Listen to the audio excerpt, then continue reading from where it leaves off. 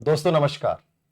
आज का इंटरव्यू के सेशन में राजनीति विज्ञान असिस्टेंट प्रोफेसर भर्ती परीक्षा में 33वीं रैंक पर चयनित होकर हमारे साथ हैं नरेंद्र जी, जो पैरा कमांडो की सर्विस से सेवानिवृत्त होकर एक बड़े जज्बे के साथ, उसी अनुशासन के साथ लौटते हैं और लौटते नहीं हैं, अपने आप को ये साबित करते हैं कि आर्मी का व्यक्ति जिस अनुशासन, जिस समर्पण और सेवा के साथ इस तिरंगे के लिए लड़ता है, वही लड़ाई उसकी समाज में भी जारी रहती है, शिक्षा के लिए भी। आज शिक्षा में एक उच्चतम पद पे चयनित हुए हैं। आज के साक्षात्कार के माध्यम से नरेंद्र जी की इस पूरे जीवन सफर को हम जानेंगे और आप सबके लिए एक बड़ा मोटिवेशन का कारण भी है, क्योंकि आप 17 साल की सर्विस कर लेते हो, उसके बाद अचानक से आप सिविल की ओर लौटते हो, आप जानते भी नहीं हो, एजुकेशन से आप एकदम से हट चुके होते हो और फिर अचानक से आकर इस जज्बे के साथ तैयारी करना, आप जैसे जो नए बच्चे हैं उनके साथ लड़ाई लड़ना, एक प्रकार से कंपटीशन की, और उस लड़ाई में एक साधारण रैंक नहीं, अपने कोटे से बाहर एक जनरल रैंक के साथ सिलेक्शन लेना, ये अपने आप में एक बहुत बड़ी बात होती है। तो नरेंद्र जी, आपको बहुत सारी शुभकामनाएं, बहुत सारी बधाई। और सबसे बड़ी बात, ये बहुत इमोशनल व्यक्तित्व हैं। जो मैंने इनसे बात की तो मुझे लगा खुद अपने आप में ऐसे भाव आने लग गए कि वास्तव में जिंदगी में आदमी को एक बार इस देश की सेवा जरूर करनी चाहिए, क्योंकि वहां से जो जज्बा, वो भाव, जो इमोशंस लेके आता ना, वो इमोशंस वास्तव में बहुत गजब के होते हैं। तो नरेंद्र जी, बहुत सारी बधाई, बहुत गुरुजी, सारी शुभकामनाएं। सादर नमन। आपका तहे दिल से धन्यवाद। आपका बहुत बड़ा योगदान रहा है, क्योंकि आपने मेरे को एजुकेशन साइकोलॉजी की जो समझ बनाई है, उसी की वजह से आज मैं आपके इस मंच तक पहुंच पाया हूं। ये आपका बड़प्पन है। Thank you. नरेंद्र जी ने एक बात मेरे साथ शेयर की, मुझे आज पहली बार पता चला कि ये जब आर्मी से आए, पैरा कमांडो जैसी, आप सुना होगा, हम थोड़ी उसके बारे में भी चर्चा करेंगे। तो इन्होंने कहा कि मेरा ऐसा मन था कि साइकोलॉजी को जानना है। उसमें बीएड भी नहीं की थी, एक बार बीएड चल रही थी आपकी हाँ, शायद? बीएड नहीं चल रही थी उस टाइम अच्छा, पे, जो बीएड नहीं की थी, बस ऐसे ही कि पढ़ना है। पढ़ना है मैं तो मेरा ऑनलाइन कोर्स, पहले किताब लेके आए, किताब समझ में आई नहीं, फिर ऑनलाइन कोर्स लिया और ऑनलाइन कोर्स मात्र 10 दिन में, 10-12 दिन में लिख दस दिया पूरा। बारह दिन में पूरे 2 रजिस्टर डाल लिए और उसमें से जो चीजें मैंने बताई वैसी की वैसी याद कर ली कि ये इंपॉर्टेंट है, ये नहीं है। और उस दम पर, उन्हीं रजिस्टरों के दम पे, जब इनकी बीएड कंप्लीट हुई, इसको लेक्चर्स के लिए इन्होंने आवेदन किया, तो उसमें इनके 17% भी सही हुए। तो मुझे ये बात बहुत अच्छी लगी। कई बार आप कहते हैं कि सर चीजें याद नहीं होती।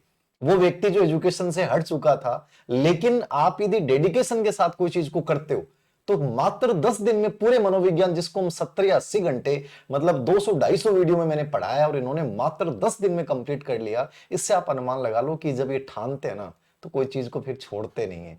तो नरेंद्र जी, कैसे विचार आया कि मुझे आर्मी से फिर एजुकेशन में जाना है? ये कैसे दिमाग में है आपके? ये सर मेरे को विचार मैं फौज के अंदर पैरा कमांडो का इंस्ट्रक्टर था। इंस्ट्रक्टर का मतलब होता है उस्ताद, या यहाँ पे बोलते हैं टीचर। तो वहां पे मेरे को जो लगाव मिला ना अपने स्टूडेंट से, अपने सीनियर ऑफिसर होते थे, लेकिन वो फिर भी ट्रेनिंग करने के बाद भी मेरे को उस्ताद वाली जो फीलिंग देते थे, और जो जूनियर थे वो इतना लगाव रखते थे कि उस्ताद हो तो ऐसा हो। तो फिर मैंने सोचा कि अभी यहाँ से तो मान लो पैरा कमांडो में ज़्यादा दिन आपकी लगातार ड्यूटी करना थोड़ा मुश्किल होता है, क्योंकि वहाँ का क्लाइमेट थोड़ा सा अलग ही सही टाइप बात। का होता है। वहाँ पे रिस्क की लाइफ होती है। रिस्क से तो सर मैं नहीं डरता हूँ। लेकिन फिर भी एक बॉडी थोड़ी सी हाँ हाँ भारी हो रही है, उसकी वजह से पैरा जंप में हो सकता है चोट लग जाए, हाँ हाँ या हाँ, किसी ऑपरेशन में मेरी वजह से कोई मिस हैंडलिंग हो जाए। सही बात। इस वजह से सर मैं इधर आ गया। बहुत बढ़िया। मतलब कई बार होता ना कि हमारे साथी हमें एक विचार दे देते हैं, वो विचार आगे चलता है। मेरे साथ भी ऐसा हुआ था जब हॉस्टल में था। तो मेरे 2-3 साथी थे, वो मुझे बोलते थे डॉक्टर धीर सिंह धाबाई, डॉक्टर धीर सिंह धाबाई। उसमें मुझे पता भी नहीं था कि डॉक्टर कैसे लगेगा, क्या लगेगा, लेकिन एक प्रकार से उन्होंने एक मोटिवेट कर करके उस लाइन में मुझे धकेल दिया और एक विजन बन गया कि यार अपने को हायर एजुकेशन में जाना है और पीएचडी करनी है, डॉक्टर लगाना है। तो कई बार ऐसे विचार होते हैं जो आगे बढ़ा देते हैं। स्कूल व्याख्याता में आपका चयन हो गया जी था जी इससे सर। पहले वाली भर्ती जी परीक्षा जी में। आपने जैसे कहा कि पैरा कमांडो की सर्विस एक ऐसी सर्विस होती है जहां टाइम मिलने का मतलब नहीं होता। बिल्कुल सर। एयरफोर्स नेवी में फिर भी टाइम मिल जाता है, बट आप बिल्कुल। वाली सर्विस में टाइम नहीं मिलता। एक बड़ी कठिन ड्यूटी होती है, जी ट्रेनिंग भी बहुत कठिन जी होती है। सर। तो उन सब से बाहर निकल के फिर स्कूल व्याख्याता की तैयारी करना, और स्कूल व्याख्याता में सिलेक्शन होने के बाद भी ठहरना नहीं जी कि मुझे असिस्टेंट प्रोफेसर बनना है। जी सर। तो ये सब मोटिवेशन कहाँ से कैसे मिला? सर मेरे आइडियल जो हैं वो बहुत बड़े हैं। जी जी। सच्चाई तो ये है कि मैं उन संघर्षशील आदमियों को अपना आइडियल मानता हूँ जो कुछ भी कर सकते हैं, अपनी जान को हथेली पे लेके चलते हैं। जैसे फौज के अंदर थे मेजर मोहित शर्मा, जी जी। वो मेरे आइडियल रहे हैं। उसके बाद में भगत सिंह है, Very शहीद भगत सिंह, वो मेरे आइडियल हैं। वो पता नहीं कहाँ से फीलिंग आती है मेरे को, लेकिन ऐसा लगता है कि वो हमारे वो दे रहे हैं मोटिवेशन, पीछे से पुश कर रहे हैं। पुश कर रहे हैं। हाँ, तो बोलते हैं कि जैसे जान की बाजी अगर लगाने के लिए तैयार हो जाते हैं तो ये तो पढ़ाई करनी है, पढ़ाई तो कर ही लेंगे। पढ़ाई तो कर ही लेंगे। भी वहां पे लगातार 8-8, 10-10 घंटे दौड़ना है। वहां पे पैरा कमांडो के अंदर 60-70 किलोमीटर रनिंग होती है 22 kg वेट के साथ। बताओ। तो कंटिन्यू इतना दौड़ना है, तो इतना पढ़ना तो बहुत आसान है, आराम से पढ़ा जा सकता इतनी है। बड़ी बात है कि मतलब वो चीजें आपको कई बार लगता है, मैं स्टूडेंट से बात करता हूँ तो कहते हैं सर 8 घंटे पढ़ाई नहीं हो रही, मन नहीं लग रहा, दिमाग में और विचार आ रहे हैं। आप लोगों ने वो मतलब जीवन जिया है जिसमें मतलब आप 8 घंटे लगातार दौड़ रहे हो, बिल्कुल दौड़े हैं सर, 8 कई घंटे बार आप दौड़े। पानी में तैर रहे हो, बिल्कुल। ठीक है, इतना वजन लेके आप ऊपर चढ़ रहे हो। आप सोचिए उनके लिए फिर उनको लगेगा एजुकेशन क्या है, ये तो पढ़ना ही है।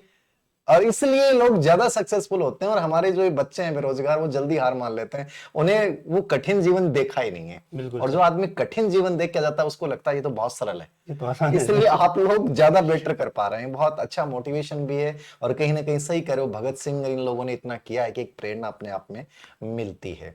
नरेंद्र जी, कैसे क्या तैयारी की आपने, कितने घंटे पढ़ते थे, कहाँ पढ़ते थे, कोचिंग वोचिंग की, कैसे क्या, वो पूरा बताएं थोड़ा सा। सर मैंने ऑनलाइन कोर्स लिया, किसी कोचिंग में आज तक मैंने गए नहीं नहीं गया, ना ही मैं रेगुलर कभी पढ़ पाया। 10वीं के बाद, 10वीं क्लास में मैं फौज में चला गया था। सही बात। तो उसके बाद मेरा ये जो पढ़ने वाला, मैंने ऑनलाइन एजुकेशन से जुड़ा। मैं एनएजी कमांडो में था एक बार, 2005 से लेके 2009 तक एनएजी कमांडो मानेसर। तो वहां पे मेरे को एक बार थोड़े दिन के लिए लाइब्रेरी का चार्ज मिला। तो लाइब्रेरी का चार्ज मिला, और उस टाइम पे मैंने वहां पे बस वो क्रांतिकारियों की किताबें निकाल के पढ़ना, सुभाष चंद्र बोस, भगत सिंह, चंद्रशेखर आजाद, या इंटरनेशनल लेवल के कोई चे गेवेरा, इस टाइप की फिगरों को मैंने वहां पे देखा। और वहां के जो फौज में जो अफसर होते हैं हमारे, वो ज्यादा पढ़ते हैं। चे गेवेरा की मोटरसाइकिल डायरी, ऐसी कुछ चर्चा करते हैं। हमने सोचा साहब लोग चर्चा करते हैं तो हमने किताबें देखनी चाहिए। तो वो किताबें देखी, तो वहां जाके फिर मेरे को लगा पढ़ना चाहिए। मैं नौकरी के लिए नहीं पढ़ा, अच्छा, इंटरेस्ट बस के लिए, बस जैसे वो देखने के लिए। मैंने जानना है, जानना मैंने ये क्या होता है, ये मान लो कि समाजवाद क्या होता है, मार्क्सवाद क्या होता है, उदारवाद क्या होता है, क्योंकि वहां पे डिस्कशन उन किताबों में वही चलती है। भी भगत सिंह है वो समाजवाद, सही मार्क्सवाद इनकी बात करता है, तो फिर हमारे को पता भी तो होना चाहिए ना मार्क्सवाद है क्या। क्या है, सही। इसकी वजह से पढ़ाई शुरू की। अच्छा। सच में नौकरी के लिए पढ़ाई शुरू नहीं करी थी, पढ़ाई शुरू करी सिर्फ जानने के लिए कि ये जो लोग हैं, लेनिन है, वो भी भगत सिंह है, जिस दिन मान लो कि फांसी के लिए जा रहा था उस दिन लेनिन की किताब पढ़ रहा। हाँ, तो ऐसा क्या है उस किताब में? तो ऐसा क्या है इसमें, यानी ऐसा कहाँ से इनको मोटिवेशन मिल रहा है कि ये तैयार हो रहे हैं। सही बात है। तो फिर मेरे को भी वहां से मोटिवेशन मिला कि मेरे को जानना है। तो मैंने इनके बारे में जाना है। और भगत सिंह जैसा दिखता है वैसे है नहीं। भगत सिंह भी एक बहुत तार्किक, हाँ, बहुत बहुत तार्किक बातें करता है। तार्किक मैं उनकी किताबें पढ़ी है, वाई आई एम एथिस्ट, मैं नास्तिक क्यों हूँ, और भी उसकी जेल की जो डायरी है वो पढ़ी है मैंने पूरा। प्रोफेसर चमन लाल की एक बुक है, उसमें मैं तो रोता हूँ उन किताबों को पढ़ के। बिल्कुल तो रोता आप हूँ। इमोशनल व्यक्तित्व हो। अभी हम बैठे थे नीचे और इनकी बातों से ऐसा लगा पूरा कि सर आपसे नहीं मिलते। अब ये मेरे से भी हो सकता है एज में ज्यादा हो, और इन्होंने मेरे पैर छुए तो मुझे ऐसा लगा कि ये डेडिकेशन, ये समर्पण, अपने टीचर के प्रति ये भाव, ये बहुत बड़ी चीज होती है। फिर चाय पीते पीते चाय की कुछ बूंदे गिर गई तो ये बोले कि चाय कप रखने के बाद मैंने उठ के गए, मैंने कहा क्या हुआ, बोले कपड़ा कहाँ पे है, मैं साफ करूंगा, मैंने कहा नहीं। तो ये चीजें ऐसी बताती हैं, मतलब आदमी में इतना डेडिकेशन। आप ये सोचिए कि जिस रूम में पढ़ेंगे, जहां किताबें रखेंगे, वहां कितना डिसिप्लिन होगा। आप लोगों से मैं कई बार बोलता हूं कि जितना आप ये समझता है, अनुशासन है, वो आपको बहुत बड़ा बनाता है। ये आपका समर्पण दिखाता है, आपकी प्रतिबद्धता दिखाता है, आपके त्याग को दिखाता है कि आप कहां जाने वाले हो। इन छोटी छोटी चीजों को अपनी जिंदगी का हिस्सा बनाइए, ये आपको बहुत बड़ा बनाती हैं। तो भगत सिंह से आप बहुत प्रेरित हैं, मुझे भी बहुत अच्छा लगा इस चीज को जान के। तो असिस्टेंट प्रोफेसर भर्ती प्रक्रिया में इन्होंने ऑनलाइन पढ़ा, बेनीवाल जी का मार्गदर्शन लिया है पूरा, ठीक है। और बेनीवाल जी आपको, पहला बेनीवाल जी का इंटरव्यू मैंने जारी किया था, बिल्कुल सर। हमारे साथ था पहला। और उसके बाद बेनीवाल जी वो भी बहुत- देखा सर आपका। हाँ, बहुत। तो ये चीजें होती हैं, जिंदगी में योगदान देती हैं। तो आपने ऑनलाइन पढ़ा, किताबें भी पढ़ी इसको लेकर, असिस्टेंट प्रोफेसर को लेकर? सर इसके लिए कोई मूल ज्यादा किताबें नहीं ज्यादा पढ़ी। किताबें नहीं पढ़ी आपने, जो मटेरियल था उन्होंने वो बताया? सर ने जो मेरा एक Subject के रूल लिए। है, बस आपने बताया इतना पढ़ना है, मैं उतना ही पढ़ता हूँ। एकदम सही मैं एक्स्ट्रा दाएं बाएं हाथ नहीं मारता। ये बहुत यानी कि अपने गुरु ने बता दिया ना, वो मैं फाइनल मान के उसी को पढ़ता हूँ। हो जाएगा ठीक है, नहीं हो जाएगा। गुरुजी ने, बेनीवाल सर ने, पिछले असिस्टेंट प्रोफेसर ने मेरे को फोन किया। मैं जा रहा था अजमेर पेपर देने, फोन आया, बोला नरेंद्र ज्यादा रिस्क मत लेना, तेरा सिलेक्शन है श्योर। ठीक है गुरुजी। फिर क्या हुआ, अगर मैं उस भर्ती में रिस्क लेता तो शायद मैं उस भर्ती में सिलेक्ट होता, क्योंकि हमारी जो कंपैरिजन था ना, जो रैंक थी टेस्ट सीरीज में, वो जिस जहां चल रही थी ना मेरी, वहां से बहुत नीचे आ गया था मैं।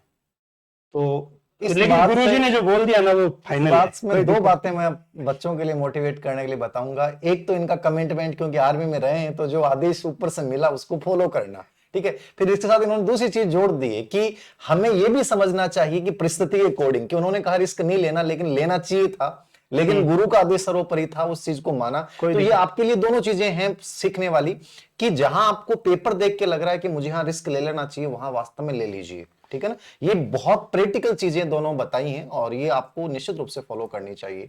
तो नरेंद्र जी, आप कॉलेज एजुकेशन में आगे आपने आरएस का भी दिया है, अभी इंटरव्यू भी आप, मैंने कहा कि आरएस की तैयारी करो, तो इन्होंने दिया है आरएस को बहुत अच्छे से, और इंटरव्यू भी होने वाला। तो बोले मैं इंटरव्यू देने नहीं जाऊंगा, मैंने कहा देने जाओ, बोले मैं इसमें सर्विस में बहुत खुश हूँ। तो ये खैर इनका है, मैं तो इनको फिर भी कहूंगा कि इंटरव्यू देने जरूर जाएं। आप जैसे भगत लोग, यदि देशभक्त लोग जिनका इतना ईमानदारी का भाव है, यदि वो प्रशासनिक सेवा में जाते हैं तो निश्चित रूप से बहुत फायदा मिलता है, मुझे लगता है। मतलब भ्रष्टाचार वगैरह बहुत कम होता है। खैर एजुकेशन में भी आप जाओगे तो एजुकेशन में भी आप बहुत अच्छा करोगे, निश्चित रूप से, इसमें कोई दो राय नहीं है। और ये वो 6 लोग का हमने निःशुल्क इंटरव्यू करवाया था गवर्नमेंट गर्ल्स कॉलेज चूरू में, उनमें से 3 लोग या 4 लोग शायद सिलेक्ट हुए हैं। हाँ, 4 लोग सिलेक्ट 4 लोग सिलेक्ट हुए हैं। 6 लोगों को हमने बुलाया था, और मैंने, नरेंद्र जी ने, और उसमें से 4 लोग सिलेक्ट हुए हैं। 3 तो ये आर्मी से रिलेवेंट है, और तीनों की बहुत अच्छी रैंक, और तीनों का बहुत अच्छा गजब का जज्बा। तो ये अपने आप में बहुत अच्छी बात लगती है, और खुद को एक हमें भी अच्छा फील होता है। तो नरेंद्र जी, और क्या बताना चाहेंगे बच्चों के लिए कि कैसे क्या पढ़ना चाहिए, क्या करना चाहिए? बच्चे बहुत जल्दी डिप्रेशन में आ जाते हैं आजकल। देखो, मैं तो बच्चों के लिए एक ही सजेशन देना चाहता हूं कि ज्यादा अपने दिमाग को एक्स्ट्रा एक्टिविटी में नहीं लगाना है। एक जगह पे सेंट्रलाइज रखो अपने आप को। जितना सेंट्रलाइज रखेंगे ना हम, और जितना कम चीजें पे ध्यान केंद्रित करेंगे, उतना ही जल्दी सिलेक्शन मिलेगा।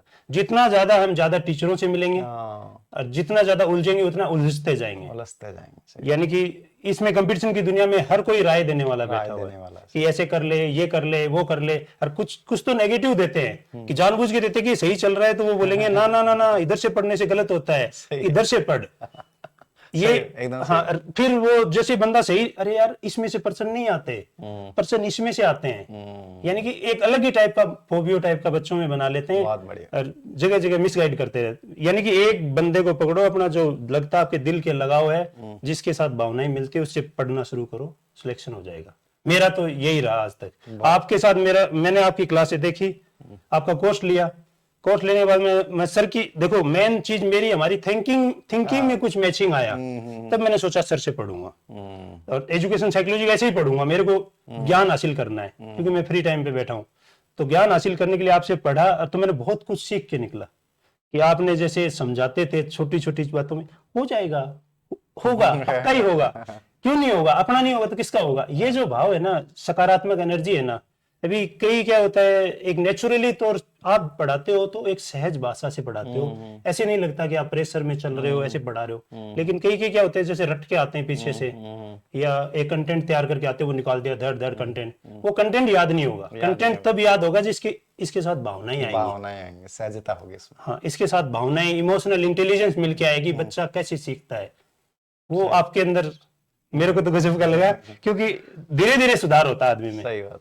और मेरा ये आरएस में जाने का दिल था, लेकिन मैंने वो पढ़ा, एक अभय सर थे दिल्ली से कोई, उनका इथिक्स पढ़ा मैंने, ढंग से पढ़ा, और मैं ऐसा लगता था कि इथिक्स पढ़ने के बाद मेरे को ऐसा लगा कि मैं इसमें नहीं जाना चाहिए, इसमें बैठेगा नहीं। हाँ, इसमें मेरा सिस्टम बैठेगा नहीं, क्योंकि ये बोल रहा है कि कुछ नहीं है। यानी अभय सर ने जो पढ़ाया था ना, उसके बाद मेरे को ऐसा लगा कि मेरे को ये मेरी लायक नौकरी नहीं है, क्योंकि मैं इसमें मेरे हिसाब से चल ही नहीं पाऊंगा, लाइफ ही नहीं जी पाऊंगा, तो मतलब क्या रह गया? हाँ, घुटन जहां होगी वो नौकरी कोई मतलब कोई मतलब नहीं रहेगा। उससे बेटर है कि आप जहां हो, जहां सुकून महसूस हो, वही आपका गोल्डन जॉब होता है। इस चीज में हमेशा याद रखें, चाहे समाज में उसकी क्या वैल्यू है क्या नहीं है। अब हम नजरी से कह देते हैं यार, मैंने इसलिए तभी इनको कहा, लेकिन इन्होंने तुरंत अपने इरादे बता दिए कि नहीं सर, मुझे जहां सुकून मिल रहा है, मैं बेटर कर पाऊंगा, वहां अच्छा कर ही नहीं पाऊंगा। तो एकदम सही बात है, जहां आपको ये लगता है कि मैं अच्छा यहाँ कर सकता हूँ, दे सकता हूँ, आपको वहीं देना चाहिए। बहुत अच्छा लगा नरेंद्र जी आपका ये इंटरव्यू प्लस आपके जीवन की पूरी कहानी, आपका ये पूरा संघर्ष। थैंक एक यू चीज सर। मैं और पूछना चाहूंगा अंतिम रूप थैंक से, यू।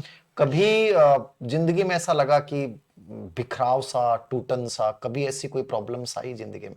ना, नहीं आए? नहीं है, क्योंकि मेरे अंदर मोटिवेशन पता नहीं सर, मेरे पर प्रॉब्लम आती है ना, तो मेरे अंदर एनर्जी पता नहीं कहां से आती है। बढ़ जाती है एनर्जी। हाँ, अचानक आता है। ये मैंने बहुत बार देखा है, लोग बोलते हैं तू यार इतना तो था नहीं, तू कैसे कर रहा है? हाँ इतना मैं होशियार भी नहीं था। हाँ, सही 10वीं क्लास में मैं गया, मेरा 57-58% नंबर आए थे। फौज में चला गया, फौज भी इतनी खतरनाक वाली, पहले पैरा कमांडो मिला, वो JNK मिलता है, लगातार पहाड़ियां चढ़ना है, उतरना है। उसके बाद एनएजी कमांडो मिल गया, एनएजी कमांडो के बाद घातक कमांडो मिल गया, उसके बाद भी लगातार कोर्स कोर्स कोर्स। मेरे को तो नहीं लगा कभी कोई प्रॉब्लम है, बस मैं तो अपना जहां बोलते हैं वही चल पड़ता हूँ, वही अपना काम कर लेता हूँ। प्रॉब्लम्स के प्रति इनका नजरिया देखना, ये सीखने वाली बात है। प्रॉब्लम्स को प्रॉब्लम मानो ही मत, और प्रॉब्लम्स नहीं मानोगे तो वहां समाधान नजर आने लग जाएगा, एनर्जी आने लग जाएगी। हम छोटी सी बात पे रोने बैठ जाते हैं, 2 दिन पढ़ाई नहीं कर पाते हैं, 4 दिन कहते हैं कोई साथ नहीं दे रहा। ये सब चीजें बहुत सीखने की जरूरत है, हमें इन आर्मियों की जो मैन है उनसे सीखने की जरूरत है। सच में बहुत प्राउड फील होता है, और आप लोगों को देखकर अंदर से जय हिंद वाला और ये और ऐसा एक चीज और बोलूंगा आपको मैं, मेरे को कोई ज्यादा दबाने की कोशिश करता है ना, तो मैं 100% वो काम कर ही देता हूँ। ये पता नहीं, यानी कई आदमी बोलते हैं ना कि इसको थोड़ा सा नेगेटिव कर देते हैं, नहीं होगा, नहीं होगा, कुछ नहीं होगा, मैं फिर वो पक्का कि करना है। जो आदमी मैं करूंगा फिर तो पक्का ही करूंगा, चाहे कुछ भी हो जाए। ये अजीब सा है, पता नहीं, मेरे को खुद ही लगता है कि मेरे को कोई बोलता है ना कि नरेंद्र उस्ताद नहीं बनना चाहिए, तो नरेंद्र पक्का ही उस्ताद बन गया। ऐसा लोग उसमें, अभी मैं ये प्लेटफॉर्म अलग टाइप का है तो थोड़ा सा, लेकिन मेरे को वो आता है, रिएक्शन आता है अंदर से। आना चाहिए। मनोविज्ञान तो ये कहता है कि वो जब कोई चीज आपको यूं कर रहा है तो उसका अपोजिट लो आप, वो आता है, हाँ, ये कर देंगे। वो कैसे दबा देगा, वो कैसे रोक देगा? रिवर्स साइकोलॉजी आप यूज करते हो, ये आपकी ताकत है, याद रखना, कमजोरी नहीं है, जो कि बच्चे इसकी कमजोरी बन जाती है।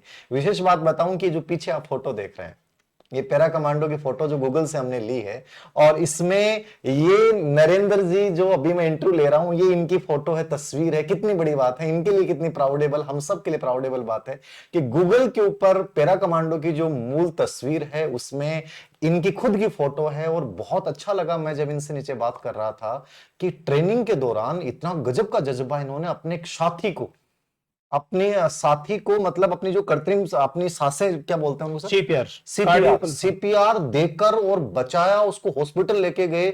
मतलब इनकी बातें जब सुनी तो मुझे खुद को इतना अच्छा फील हुआ कि ऐसे लोग सच में देश के लिए कितनी अमूल्य धरोहर हैं। ऐसे लोगों को कितनी जरूरत है, देश के हर डिपार्टमेंट को कितनी जरूरत है, हम सबको कितनी जरूरत है, इनसे हम सबको कितना सीखने को मिलता है। और मुझे तो बहुत प्राउड फील होता है कि जब हमारा ही कोई स्टूडेंट या हमसे प्रेरित कोई व्यक्ति ऐसे उच्च पद पे पहुंचता है, उसका जज्बा देखकर सच में दिल से एक ही बात निकलती है, जय हिंद, वंदे मातरम। बहुत खूबसूरत लगा हमें आपसे इस इंटरव्यू के दौरान आपके सफलता को देखकर। आपको बहुत मानते हैं, दिल से ही मानते हैं। बाकी ज्यादा जगह हम नहीं गए हैं, लेकिन जहां तक गए उनको बहुत मानते हैं, इसलिए वहां तक गए। बहुत बढ़िया, बहुत अच्छी बातें। ज्यादा मैं इतना भी कहाँ एजुकेशन हासिल कर पाया हूँ, बहुत फौज में था। मतलब सिलेक्टेड चीजों के साथ आगे बढ़ना सबसे बड़ी चीज है ना, ज्यादा भटकना नहीं। हाँ, ज्यादा भटकना नहीं। एक आदमी का मानो तो मानो, बस चाहे कुछ भी होगा वो हो जाएगा, कोई फर्क नहीं पड़ता। बहुत शानदार। बस यही किया सर, आपकी एजुकेशन साइकोलॉजी, उसके अलावा मैं किसी को नहीं जानता। सच में ही नहीं जानता। एजुकेशन साइकोलॉजी पढ़ा है तो एक आदमी, पॉलिटिकल साइंस पढ़ा है तो बेनीवाल सर से पढ़ा है, पॉलिटी पढ़ा है तो एक ही आदमी से पढ़ा है। ऐसा नहीं कि बस जगह जगह भटको। हाँ ना। तो नरेंद्र जी, बहुत सारी शुभकामनाएं आपको कि इस कॉलेज एजुकेशन में भी आप बहुत अच्छा करें, जैसे पैरा कमांडो में किया है। आज के सेंटरों के लिए आपका दिल से बहुत आभार। Thank you very much. Thank you sir, thank you.